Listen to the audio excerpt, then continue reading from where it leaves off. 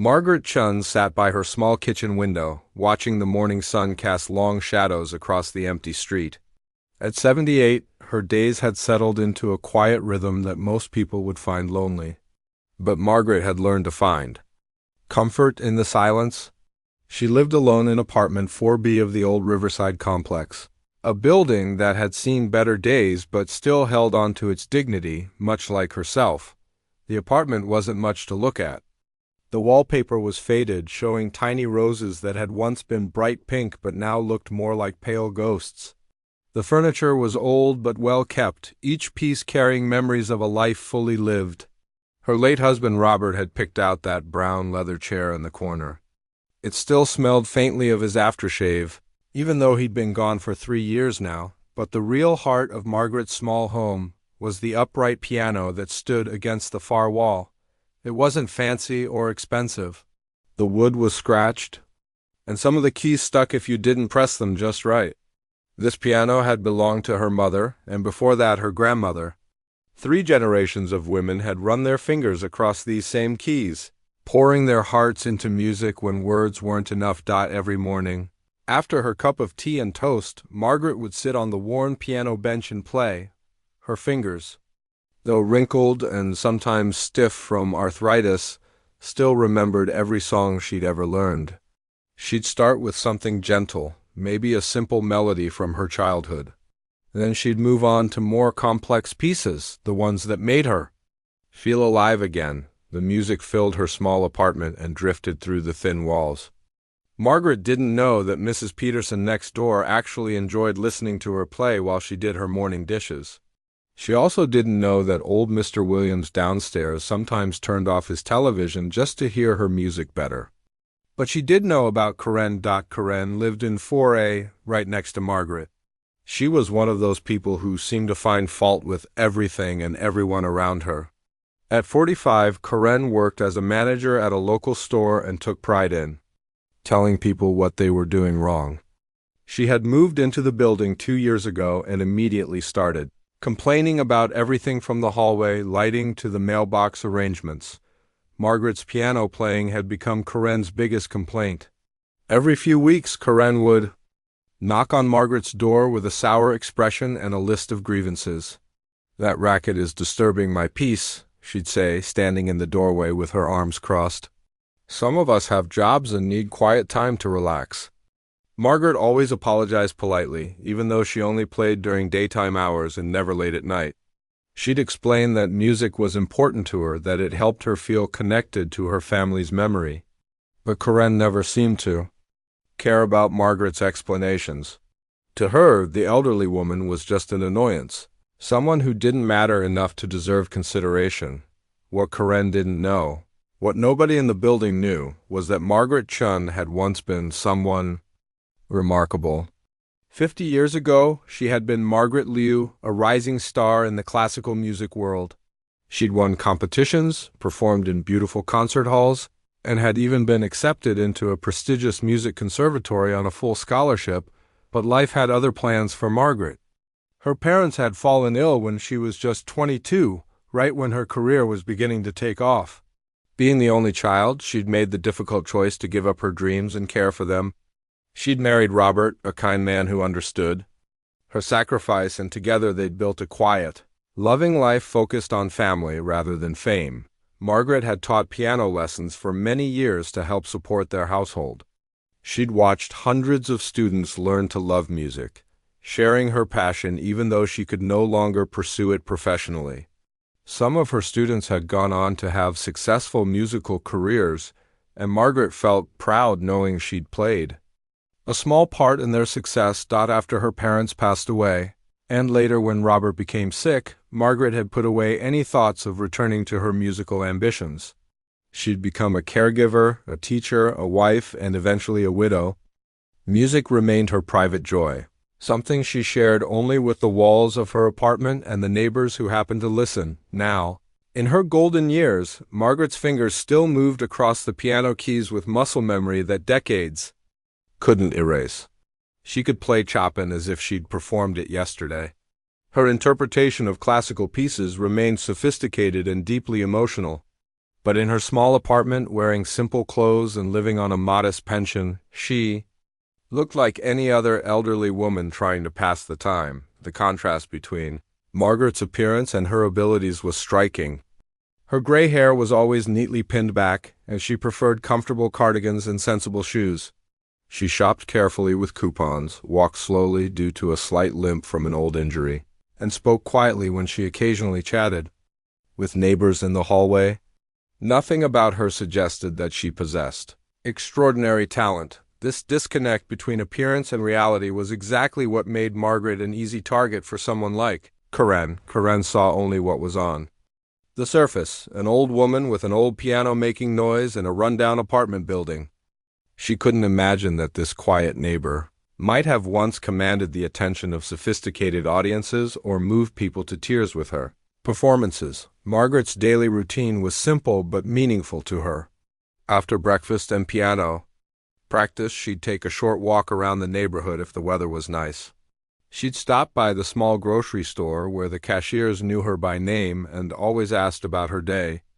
Sometimes she'd sit in the park and watch children play, remembering when she used to bring her own children there years ago. In the afternoons, she'd often call her daughter Linda, who lived across the country with her own family.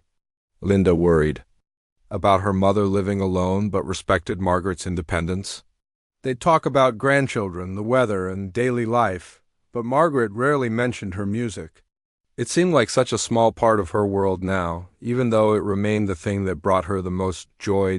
Evenings were for reading, watching a little television, and sometimes playing piano again if she felt like it. Margaret went to bed early and woke up early, living by the natural rhythms that seemed to suit her age and circumstances.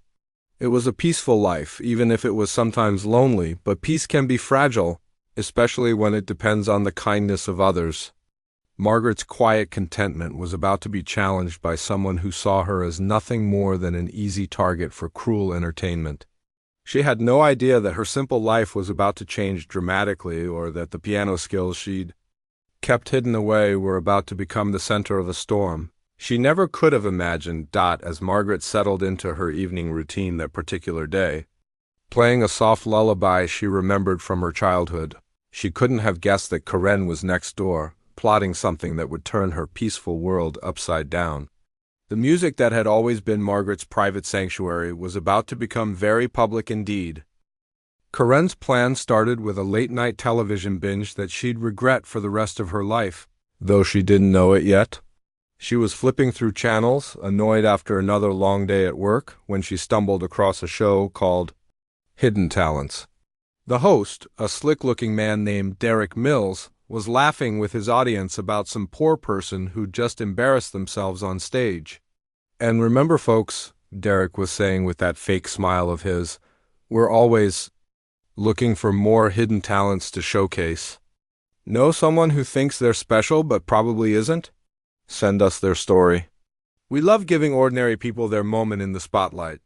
Karen sat up straighter on her couch. The wheels in her mind started turning as she thought about Margaret and that constant piano playing next door.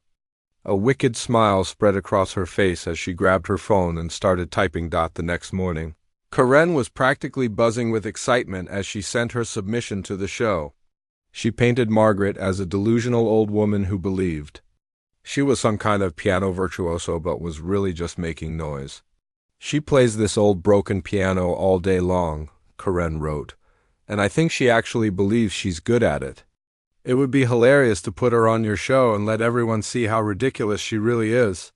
What Karen didn't mention was that Margaret's playing was actually beautiful.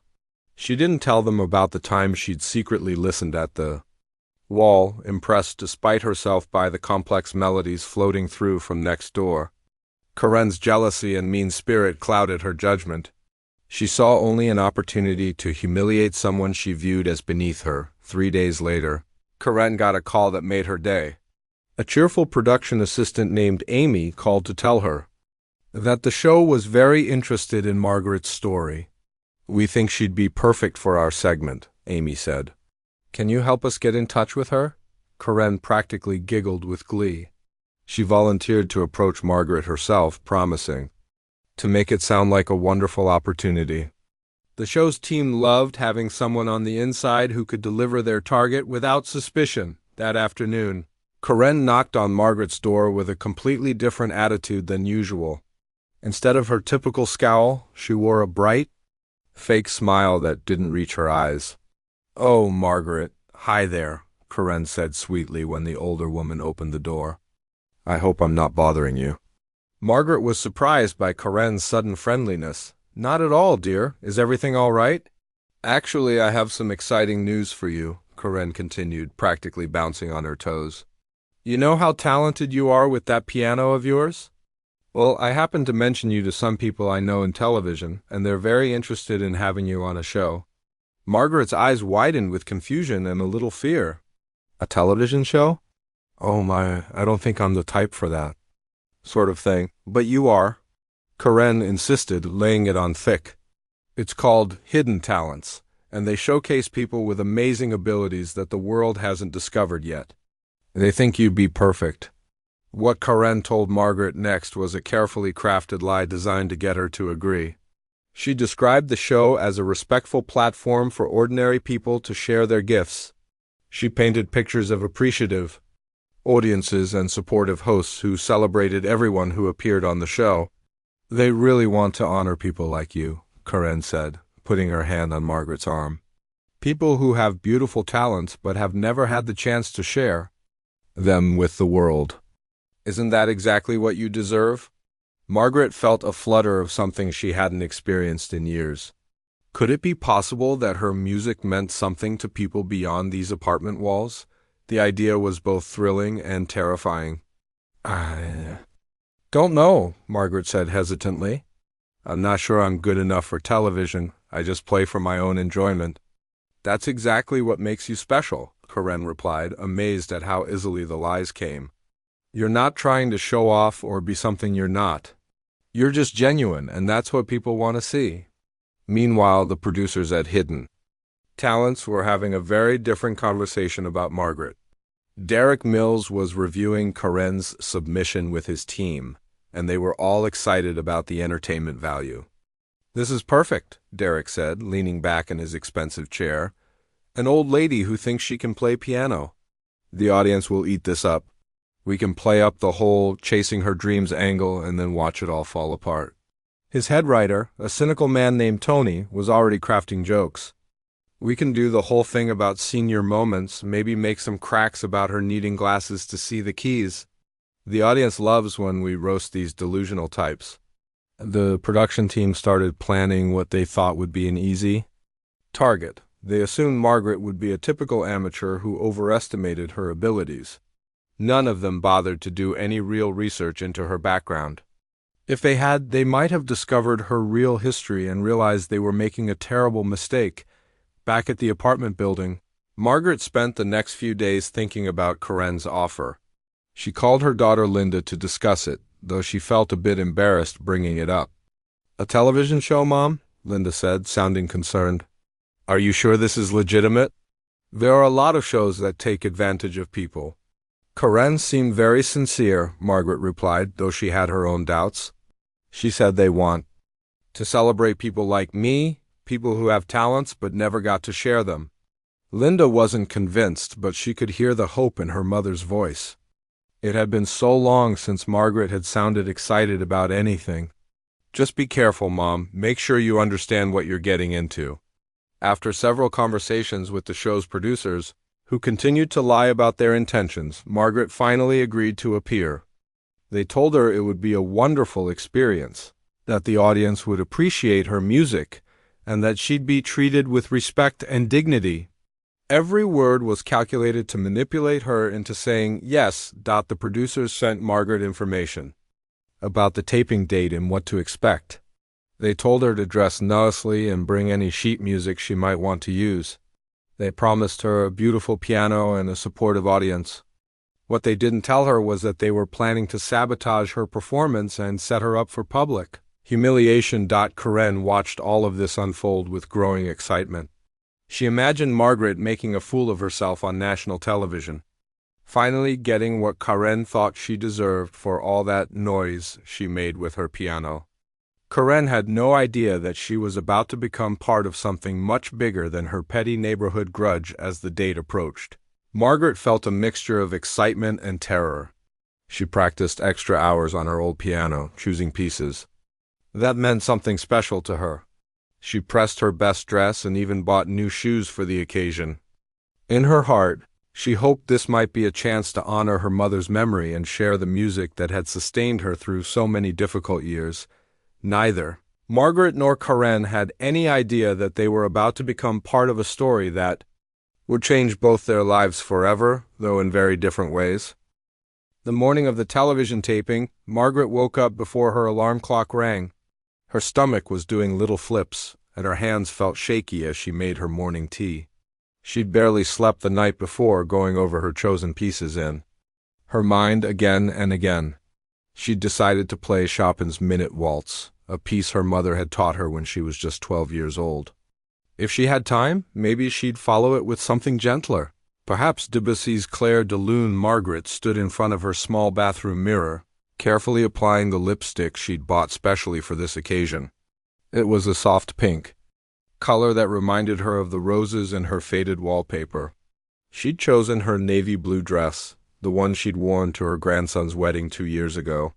It was the nicest thing she owned, and she'd pressed it carefully the night before as she pinned her gray hair into a neat bun. Margaret caught sight of her reflection and felt a moment of doubt. She looked like exactly what she was an elderly woman getting, ready for what might be the biggest moment she'd had in decades. "You can do this," she whispered to herself. The same words her mother used to say before piano recitals long ago. The taxi arrived right on time. Margaret had never taken a taxi to anywhere this important before, and she sat in the back seat clutching her small purse, watching the familiar streets of her neighborhood disappear behind her. The driver, a friendly man named Pete, tried to make conversation. "So you're going to be on TV today?" he asked, glancing at her in the rearview mirror. "That's pretty exciting. What's the show about?" "It's called Hidden Talents," Margaret replied, her voice barely above a whisper. "They want me to play piano." "Well, that sounds wonderful," Pete said with genuine warmth. "I bet you'll do great." Margaret smiled at his kindness, not knowing that in a few hours she'd need to remember that there were still good people in the world who meant what they said. The television studio was bigger and more intimidating than Margaret had imagined. The building was all glass and steel, with people rushing around looking important and busy. Margaret felt very small as she walked through the lobby, her low heels clicking softly on the polished marble floor. A young production assistant named Jennifer met her at the reception desk. Jennifer had been working on the show for 6 months, and she'd learned not to get too attached to the guests. Most of them were brought on to be laughed at, and Jennifer had started to feel uncomfortable with her job. But she needed the money, so she'd learned to just do what she was told and try not to think about it too much. Double quotes, "Mrs. Chun," Jennifer said with a professional smile. "Welcome to Hidden Talents. I'm here to help you get ready for your big moment." Margaret followed Jennifer through a maze of hallways lined with posters of the show's previous episodes. Some showed people laughing and clapping, others showed confused-looking guests standing awkwardly on stage. Margaret tried not to look too closely at those ones. The green room where Margaret waited was small and cramped, with mismatched furniture and harsh fluorescent lighting. There was a coffee machine in the corner and a plate of stale donuts on a wobbly table. Margaret sat on the edge of a worn couch, her hands folded in her lap, trying to calm her nerves. Through the thin walls, she could hear voices from the production office next door. She couldn't make out all the words, but she caught enough to make her stomach sink. Someone was talking about the old piano lady and laughing about how this is going to be hilarious. Another voice mentioned something about the piano being perfectly broken. For the segment, Margaret's heart started beating faster. Were they talking about her? Surely not. Karen had said this was a show that celebrated people's talents. Maybe they were discussing someone else, some other guest who was having problems, but deep down, Margaret's instincts were telling her something was wrong. She'd lived long enough to recognize the tone of people who were planning something cruel. It was the same tone the mean girls had used in high school when they were plotting to embarrass someone. It was the sound of people who found joy in others' pain. Jennifer came back to check on her, carrying a clipboard and looking stressed. "How are you feeling, Mrs. Chun? Ready for your moment in the spotlight?" "I'm a bit nervous," Margaret admitted. "I couldn't help but overhear some conversation from next door. They seemed to be talking about a piano that was broken." Jennifer's face went pale for just a moment before she forced another smile. "Oh, don't worry about that. Sometimes the equipment has little issues, but our technicians are great at fixing things. You'll have everything you need out there." It was a lie, and Jennifer hated herself for telling it. She knew exactly what was planned for Margaret. The piano on stage had been deliberately sabotaged. Several keys had been made to stick, the bench was set at the wrong height, and there was even a small piece of paper wedged inside to create a buzzing sound. The whole thing was designed to make Margaret's performance as difficult and embarrassing as possible. Meanwhile, in the main studio, Derek Mills was doing his final preparation with his writing team. They were going over the jokes they'd planned, the cruel comments they'd make, and the way they'd build up Margaret's introduction to make her eventual failure even more devastating. "Remember," Derek told his team, "we want the audience primed to laugh from the moment she walks out. I'll do the whole thing about senior citizens and their hobbies. Maybe throw in some jokes about retirement homes having talent shows. By the time she sits down at that broken piano, they'll be ready to roar." Tony, the head writer, was reading through his notes. "I've got some great material about outdated music and how nobody wants to hear songs from the Stone Age. And when she starts hitting those stuck keys, I've got a whole bit about maybe she should try the kazoo instead." The crew members setting up the cameras and lighting equipment tried not to listen to these conversations.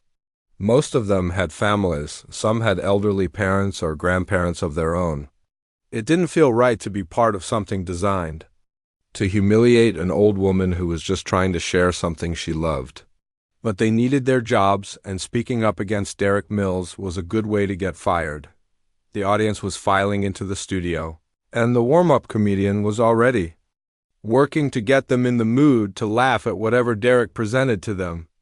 "We've got some real characters coming out today," he told the crowd. "I hope you're ready to see some interesting interpretations of what people call talent." Back in the green room, Margaret was trying to stay calm by running through her pieces mentally. Her fingers moved slightly as she imagined playing the keys, muscle memory guiding her through the familiar melodies. She thought about her mother, who had always told her that music was a gift meant to be shared with love. She thought about Robert, who used to sit and listen to her play in the evenings. His eyes closed and a peaceful smile on his face, a makeup artist came in to touch up Margaret's appearance. The woman was kind, chatting gently about the weather and complimenting Margaret's dress. She applied just a light amount of powder and lipstick, enough to look good under the bright studio lights. "You have such beautiful hands," the makeup artist sighed, noticing Margaret's long, graceful fingers. "Perfect for playing piano." Margaret smiled, feeling a little more confident. Maybe everything would be all right after all. Maybe she was just being paranoid about those voices she'd overheard. But as the time for her appearance grew closer, Margaret couldn't shake the feeling that she was walking into something much different than what she'd been promised. The moment had arrived. Jennifer appeared at the green room door with a nervous smile and a clipboard clutched tightly in her hands. "Mrs. Chun, it's time," she said softly, her voice carrying an apologetic tone that Margaret didn't quite understand.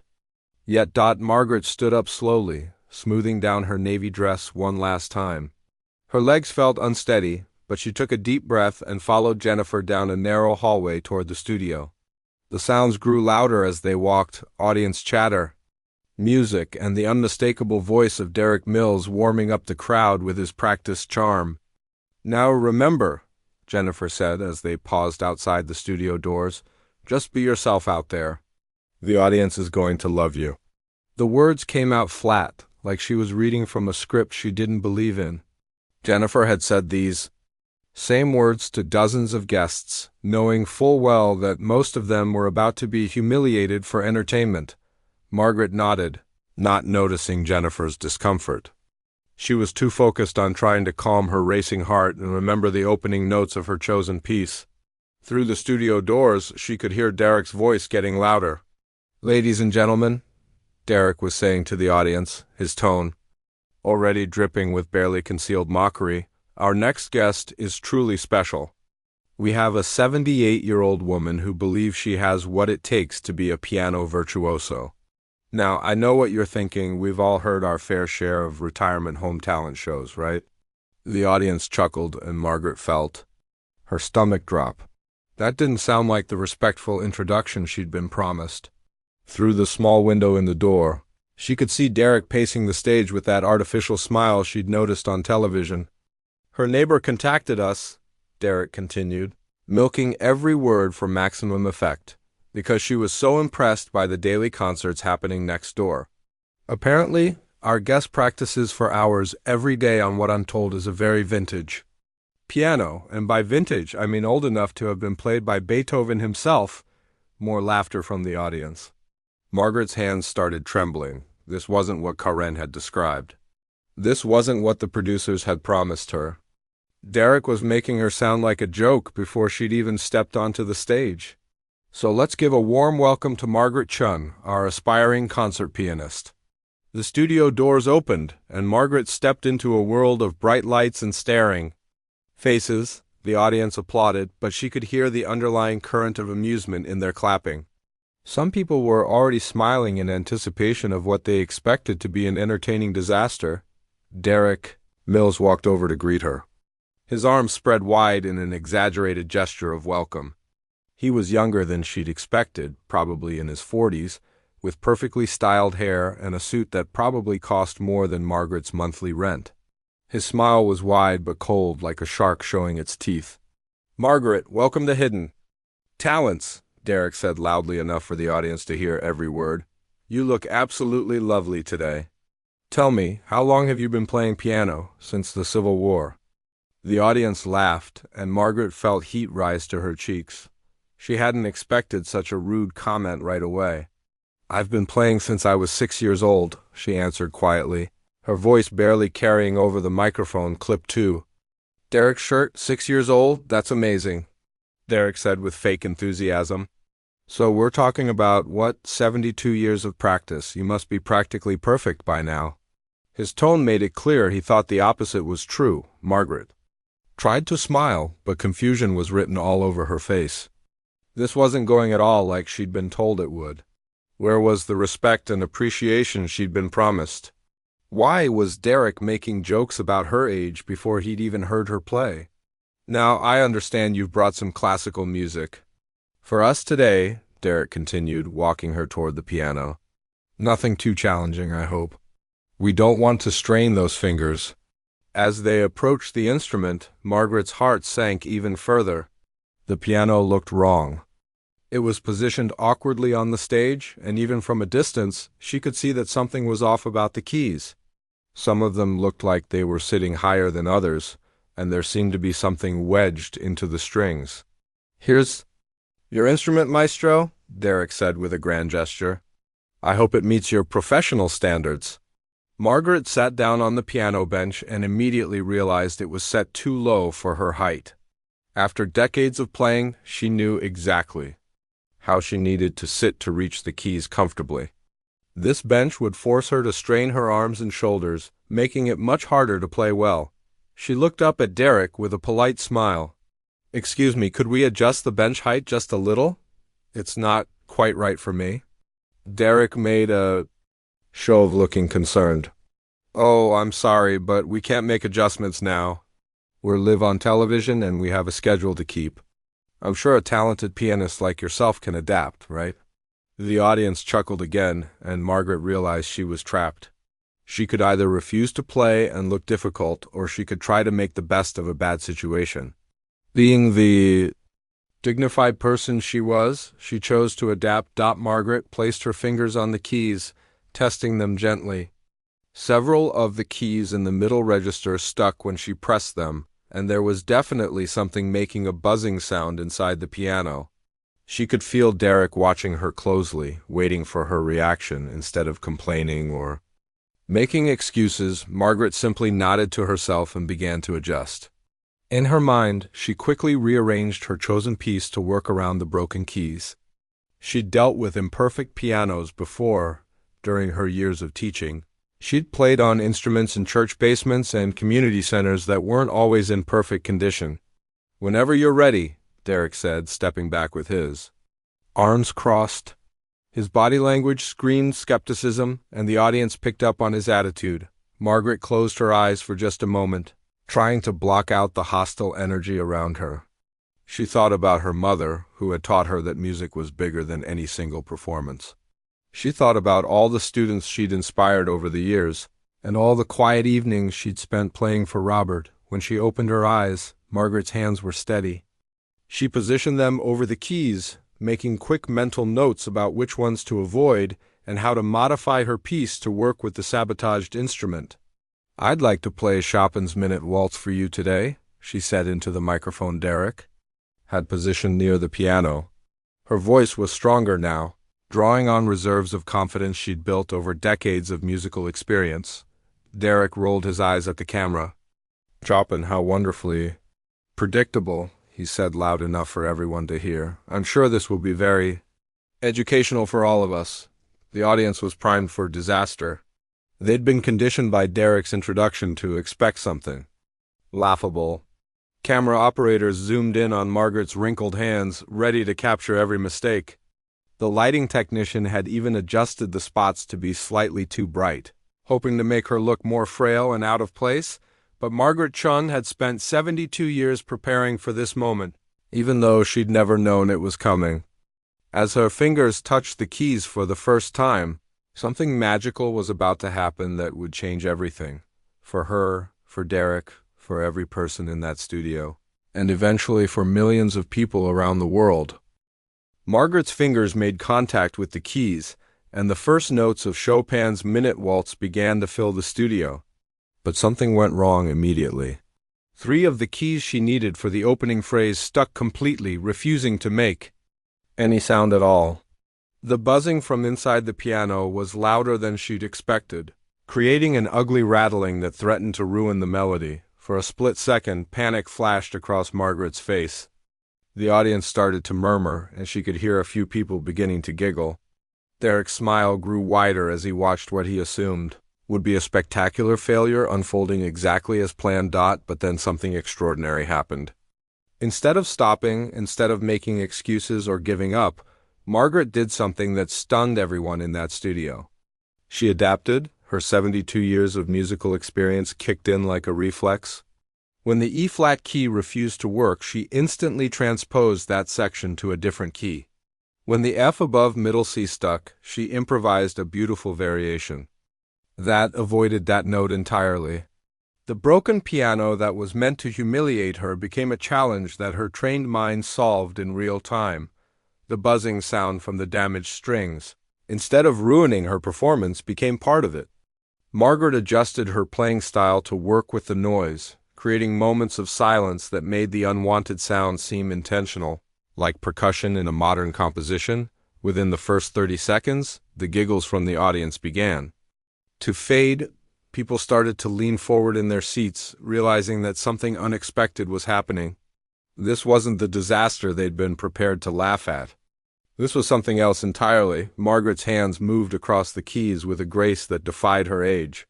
Despite the awkward bench height that forced her to strain her shoulders, despite the broken keys that should have made the piece impossible to play, she was creating music that was not just competent, it was beautiful. Derek's confident smirk started to waver.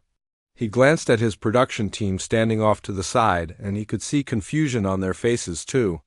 This wasn't going according to script. The old woman was supposed to struggle, to sound terrible, to give them material for jokes. Instead, she was playing around every obstacle they'd put in her way. As Margaret moved into the more complex middle section of the waltz, her fingers began to fly across the working keys.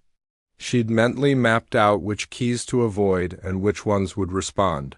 And she was using that knowledge to create variations that were arguably more interesting than The original piece, the muscle memory of decades, came flooding back. This was the same piece she'd played for her mother when she was 12 years old. She'd performed it at her high school graduation. She'd taught it to countless students over the years. But she'd never played it quite like this, with such emotion. Such fire, such pure determination to overcome every obstacle. In the audience, a woman in the third row started to tear up. She was about Margaret's age, and something about watching this elderly woman refuse to be defeated was touching a deep place in her heart. The man sitting next to her stopped smiling and started really listening. A teenager in the back row pulled out her phone, not to mock, but to record something she sensed was special. Margaret's face had changed completely. The nervous, confused expression from earlier was gone, replaced by the focused intensity of a true musician lost in her art. Her eyes were closed now, and she was swaying slightly with the rhythm. Completely absorbed in the music flowing from her fingertips, Derek tried to maintain his composure, but inside he was starting to panic. This segment was supposed to be easy laughs, a quick bit of cruelty that would get the audience going for the rest of the show. Instead, he was watching his carefully planned humiliation fall apart note by note. The camera operators, who had been instructed to focus on Margaret's mistakes, found themselves capturing something entirely different. Her weathered hands moving, with surprising speed and dexterity. Her face, serene and concentrated, showing decades of musical wisdom. The way she instinctively leaned into the music despite the uncomfortable bench. One of the camera operators, a man named Carlos who had been working in television for 15 years, had never seen anything quite like this. He'd filmed hundreds of these cruel segments, watching ordinary people get torn apart for entertainment. But Margaret wasn't falling apart. She was rising above everything they'd done to sabotage her. The audio technician, who had been told to emphasize any mistakes in the mix, found himself doing the opposite. Without even thinking about it, he was adjusting the levels to make Margaret's playing sound as good as possible. The music was so compelling that he couldn't bring himself to make it sound worse. As Margaret transitioned into the final section of the piece, she made a decision that would define the rest of her performance. Instead of playing it safe with the limited keys available to her, she decided to take a risk. She began to improvise freely, using the waltz as a foundation for something entirely her own. Her left hand found a haunting bass line that worked around the broken lower keys. Her right hand danced through a melody that incorporated the original Chopin but expanded it into something more personal, more emotional. It was as if she was telling her life story through the music, the dreams she'd given up, the love she'd shared with Robert, the quiet strength that had carried her through decades of challenges. The audience was completely silent now. Even Derek had stopped moving, standing frozen at the side of the stage as he watched his planned disaster turn into something magical. Margaret's playing grew more confident with each passing moment. She was no longer the nervous, elderly woman who had walked onto the stage 5 minutes earlier.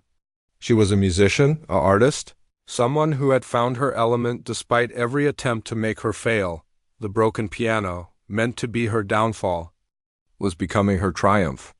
Every stuck key she worked around, every buzzing string she incorporated into her performance, every obstacle she overcame was proof of her skill and experience.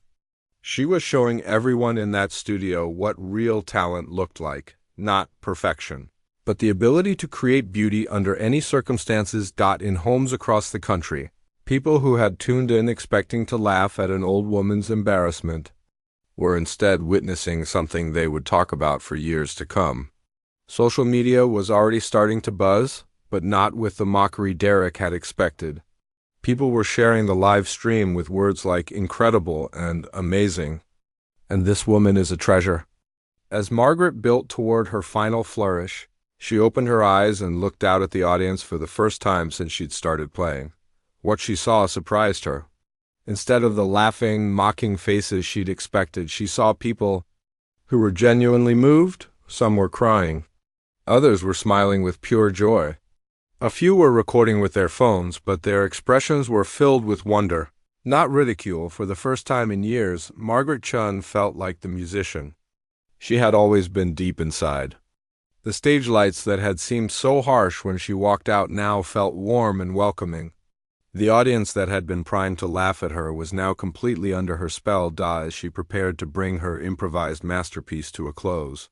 Margaret realized that this moment, this unexpected, terrifying, wonderful moment, was everything she had ever dreamed of during those quiet evenings playing alone in her apartment. Margaret's final notes hung in the air like magic dust, floating through the studio in a moment of perfect silence. For what felt like forever, nobody moved, nobody breathed. The entire room seemed frozen in time, as if everyone was afraid that making a sound might break the spell she had just cast. Then, slowly, one person started clapping. It was Mrs. Rodriguez, the elderly woman in the third row who had been crying during the performance. Her applause was soft at first, almost hesitant, as if she wasn't sure if it was allowed. But as her hands came together, something amazing began to happen. The man sitting next to her joined in. Then the teenager behind them. Within seconds, the applause was spreading through the studio like wildfire, growing louder and more enthusiastic with each person who joined in. People weren't just clapping politely, they were celebrating something they had never expected to experience. Margaret sat at the piano bench, still slightly hunched forward from the awkward height, looking around in complete bewilderment. She had expected polite applause at best, maybe some encouraging smiles. She had never imagined anything like this. The sound of clapping filled the studio like thunder, and it just kept getting louder. Then something happened that Derek Mills had never seen in his 5 years of hosting Hidden Talents. People started standing up.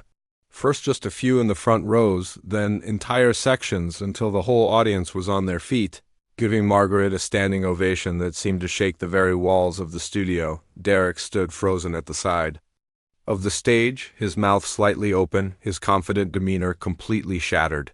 His expensive suit suddenly felt too tight, and his carefully styled hair felt ridiculous. He had built his career on making fun of people like Margaret, and now she had just shown him and everyone watching what real talent looked like. The applause continued for what felt like hours, but was probably only 2 or 3 minutes. Margaret's eyes filled with tears, not tears of sadness or embarrassment, but tears of pure joy and relief. After decades of playing only for herself and her family, she was experiencing what she had given up when she chose to care for her parents. Instead of pursuing her musical dreams, behind the cameras, the production crew was having their own moment of reckoning. Jennifer, the production assistant who had felt guilty all morning, was wiping tears from her eyes. She had helped bring dozens of people to this stage to be humiliated, and she had hated herself a little more each time. But watching Margaret triumph over their cruelty was healing something broken inside her. Carlos, the camera operator, had abandoned his instructions completely. Instead of focusing on potentially embarrassing angles, his camera had captured every moment of Margaret's transformation from nervous elderly woman to confident artist. His footage would become some of the most powerful television ever recorded. Though he didn't know it yet, even Tony, Derek's head writer who had prepared all those cruel jokes, was applauding. The notebook with his mean-spirited comments had fallen to the floor forgotten. He was thinking about his own grandmother, who had passed away the year before, and wondering if he had ever really listened when she tried to share the things that mattered to her. As the applause finally began to fade, Margaret tried to stand up from the piano bench. Her legs felt shaky, partly from nerves, partly from the awkward position she'd been forced to play in, and partly from the overwhelming emotion of what had just happened. She took a small, careful step toward the center of the stage, still not quite believing what she was experiencing. Derek knew he had to say something. The show was still being broadcast live, and hundreds of thousands of people were watching. But every joke he had prepared, every cruel comment he had planned, felt impossible to say now. How could he mock someone who had just created something so beautiful? That was ... double quote. Derek started, then stopped. His voice sounded strange, even to himself. That was truly remarkable, Margaret. The words came out more sincere than anything he had said on television in years. The audience, picking up on his genuine tone, applauded again. Margaret looked at him with surprise, not because of what he said, but because of how he said it. With actual respect. I have to ask, Derek continued, his media training kicking in even as his usual confidence wavered. Where did you learn to play like that? That was incredible. Margaret's voice was soft when she answered, still shaky. From emotion, my mother taught me when I was very young. I studied classical piano for many years, but life took me in different directions. She paused, looking out at the audience with wonder. I never stopped loving music, though. I practice every day. Every day? Derek asked.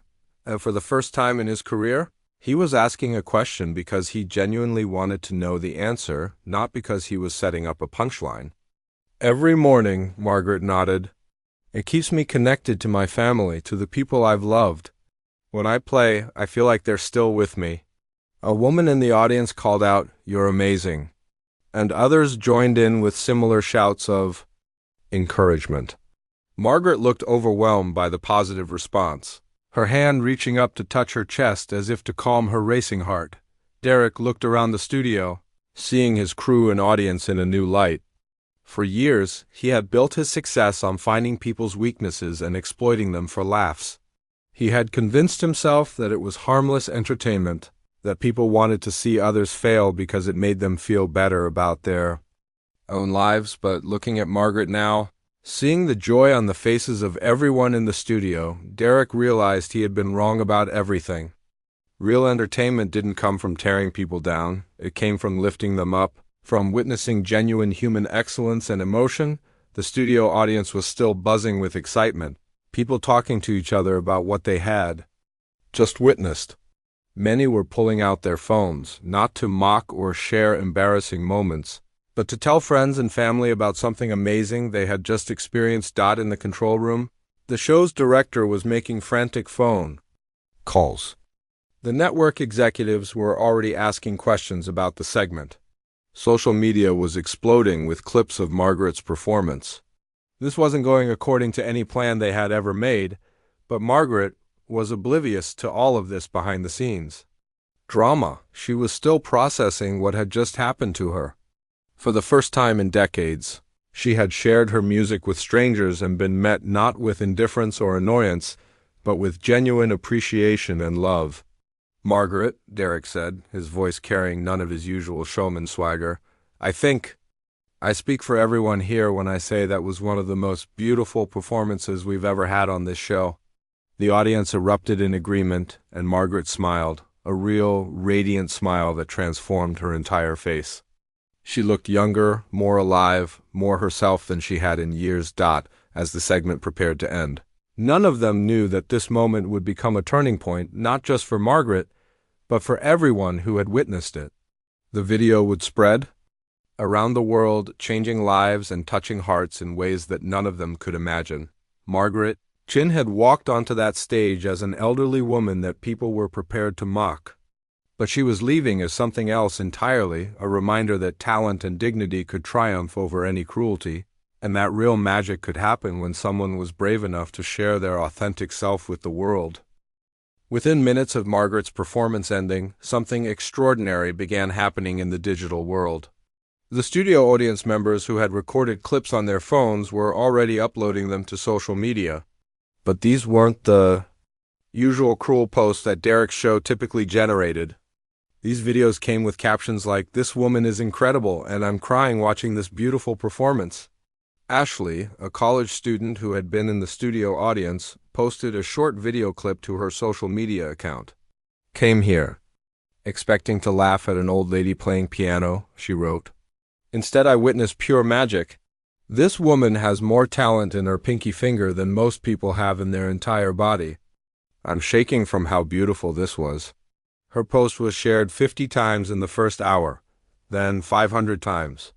Within 3 hours, it had been shared over 10,000 times, and the numbers kept climbing, but Margaret knew nothing about any of this social media explosion. After the show ended, she sat in the green room, still trying to process what had happened. Jennifer brought her a cup of tea and sat down beside her, something she had never done with any other guest. Mrs. Chun, Jennifer said quietly, I need to apologize to you. We didn't bring you here with good intentions. We thought we were going to Well, we thought you would struggle, and we were planning to make fun of you. Margaret looked at her with kind eyes, not anger or hurt, but genuine curiosity. Why would you want to do that, dear? Jennifer felt her throat tighten. Because that's what this show does. We bring people on who we think will fail, and then we laugh at them. It's terrible, and I've hated myself for being part of it. But after watching you out there, she paused, wiping away a tear. You made us all remember what real talent looks like. Margaret reached over and patted Jennifer's hand gently. Everyone makes mistakes, sweetheart. What matters is what we do next. Meanwhile, Derek was in his dressing room having the worst professional crisis of his life. His phone was ringing constantly with calls from network executives, and his social media accounts were exploding with notifications. But these weren't the usual congratulatory messages he received after a show. People were angry. His assistant knocked on the door. "Derek, you need to see this," she said, holding up her tablet. "The video of Margaret's performance is everywhere, and people are not happy about how you introduced her." Derek looked at the screen and saw thousands of comments calling him cruel, heartless, and worse. People were sharing side-by-side videos showing his mocking introduction followed by Margaret's incredible performance. The contrast made him look even worse than he had imagined possible. "Look at this hashtag," his assistant continued, scrolling through the posts. People are using hashtag respect Margaret and hashtag shame on Derek. Some are calling for the show to be canceled. Derek sat down heavily in his chair. He had built his career on making people laugh at others' expense, but now he was the one being laughed at, except it wasn't funny. It was devastating. Back home in her apartment building, Karen was having her own reckoning. She had watched the show live, expecting to see Margaret embarrass herself on national television. Instead, she had witnessed something that made her feel sick to her stomach. Karen had spent 2 years complaining about Margaret's piano playing, calling it noise and demanding that it stop. But now she realized the truth. Margaret wasn't just good at piano, she was extraordinary. All those times Karen had banged on the wall and demanded quiet. She had been trying to silence genuine artistry. The worst part was knowing that this was all her fault. She had nominated Margaret for the show specifically to humiliate her. She had laughed on the phone with the producers about the crazy old lady next door. Now the whole world could see what Margaret was really capable of. And Karen looked like a jealous, petty person who had tried to destroy something beautiful. Karen's own phone was starting to ring. Somehow, people had figured out that she was the neighbor who had nominated Margaret. Local news stations wanted to interview her. Social media users were finding her accounts and leaving angry messages. She had become part of the story, but not in the way she had planned. Meanwhile, Margaret's performance was spreading far beyond social media. News websites were picking up the story. Television networks were showing clips during their evening broadcasts. Radio stations were talking about the elderly woman who had stunned everyone with her incredible piano skills. Dr. Patricia Williams, a music professor at the local university, saw the video and immediately recognized something special. She had trained hundreds of pianists over her career, and she could tell that Margaret wasn't just talented, she was professionally trained. The way she adapted to the broken piano, the sophistication of her improvisations, the emotional depth of her performance. These weren't the skills of a casual amateur. Dr. Williams made some phone calls to colleagues, trying to find out more about Margaret's background. What she discovered amazed her even more. Through old university records and music competition archives, she found that Margaret Liu had been a rising star in the classical music world 50 years ago. She had won several prestigious competitions and had been accepted to study at one of the most elite music conservatories in the country. This woman gave up what could have been an incredible career, Dr. Williams told a reporter who called her for comment. What we witnessed today wasn't just a good performance by an elderly amateur. This was a master musician showing us what decades of skill and experience look like. The story was becoming bigger than anyone had imagined. People weren't just sharing the video because it was heartwarming. They were sharing it because it challenged everything they thought they knew about talent, age, and the value of elderly people in society, Margaret's phone started ringing in her apartment. The first call was from her daughter Linda, who was crying and laughing at the same time. "Mom, I just saw the video," Linda said. "I had no idea. I mean, I knew you were good, but this... Mom, you're incredible. The whole internet is talking about you." "The internet?" Margaret asked, confused. "I don't understand what that means." Linda tried to explain how the video was spreading around the world, how millions of people were watching her performance and celebrating her talent. Margaret listened with growing amazement, not quite able to grasp the scale of what was happening. More calls came in, a reporter from the local newspaper, a producer from a morning show, someone from a record label. Margaret felt overwhelmed by all the attention, but also touched by how many people seemed to care about her music. That evening, Margaret sat at her old piano, the same one she had played that morning before leaving for the television studio. It felt different now somehow, not because anything had changed about the instrument, but because she felt different about herself. For years, she had thought of her piano playing as just a personal hobby, something that helped her feel connected to her family and her past. She had never imagined that her music could touch other people the way it apparently had that day. As she played a gentle melody in the quiet of her apartment, Margaret realized that sometimes the most unexpected moments can change everything. She had gone to that television studio thinking she might share her music with a small audience for a few minutes. Instead, she had reminded the world that talent, dignity, and the human spirit could triumph over any attempt to diminish them. 3 months after that life-changing day in the television studio, Margaret Chin's world had transformed in ways she never could have imagined.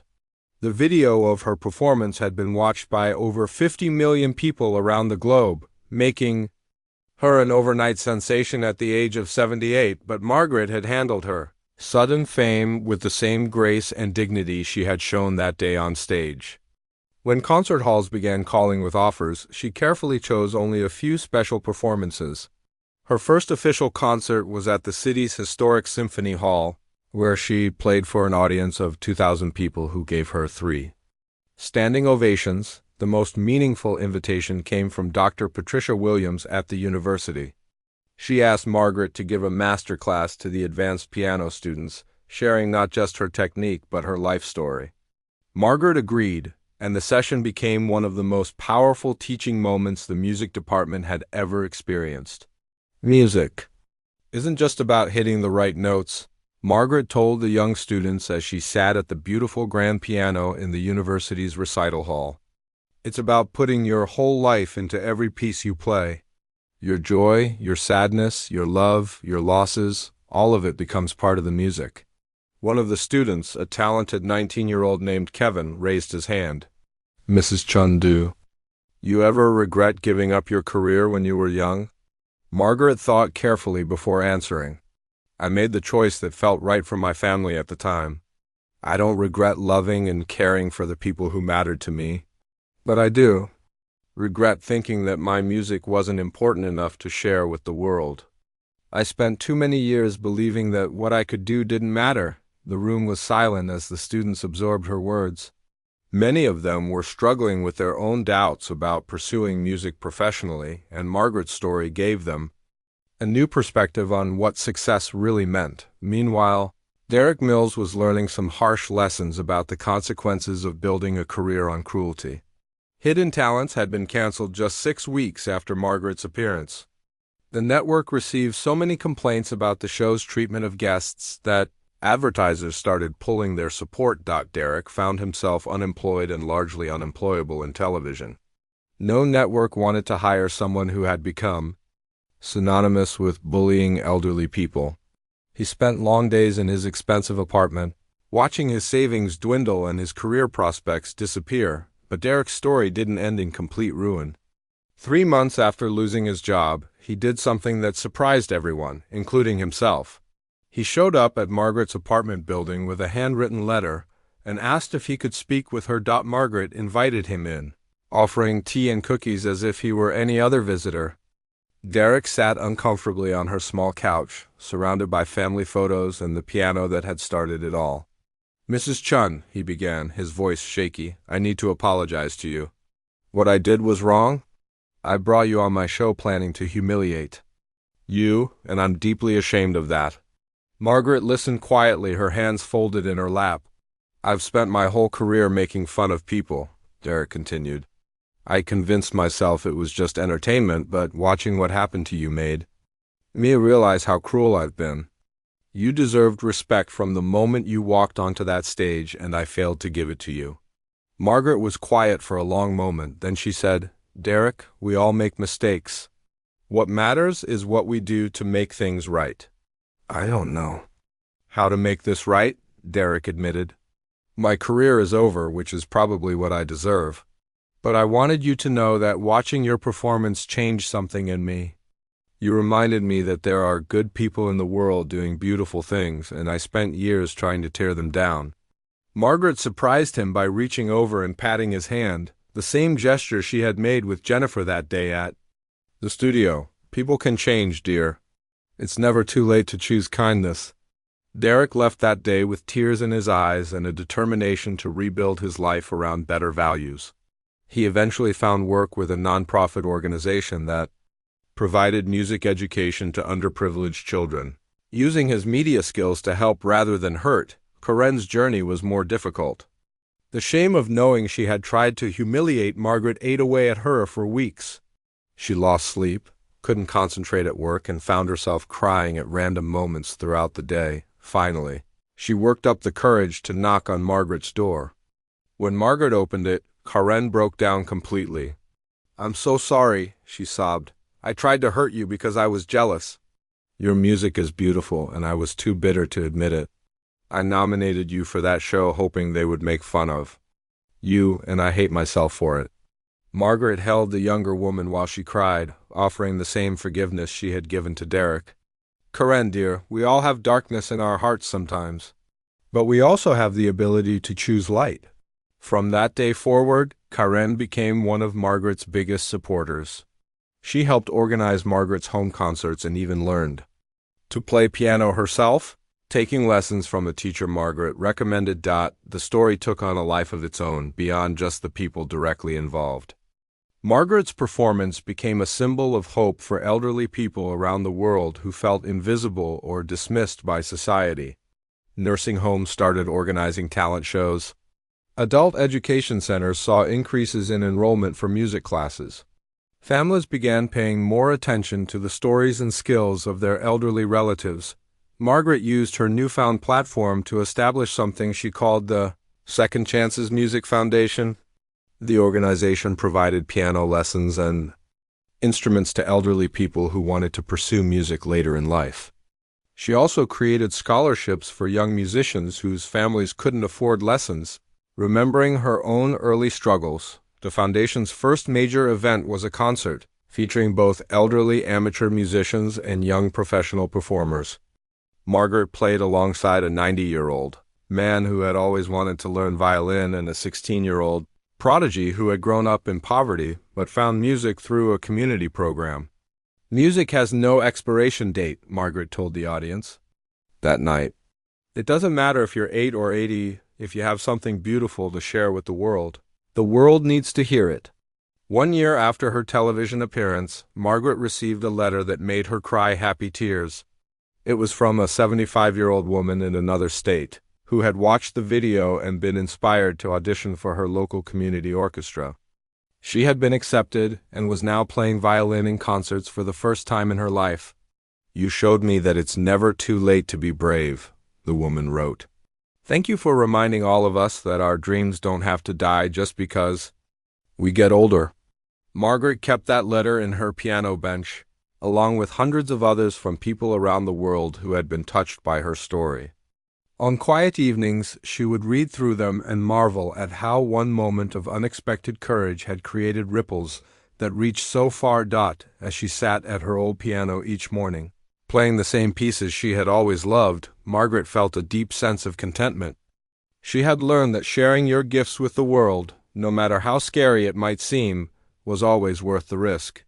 Her music had always been beautiful, but now it was also powerful, a reminder that dignity, talent, and the human spirit could overcome any attempt to diminish them. And every time she played, Margaret remembered that day in the television studio when everything changed.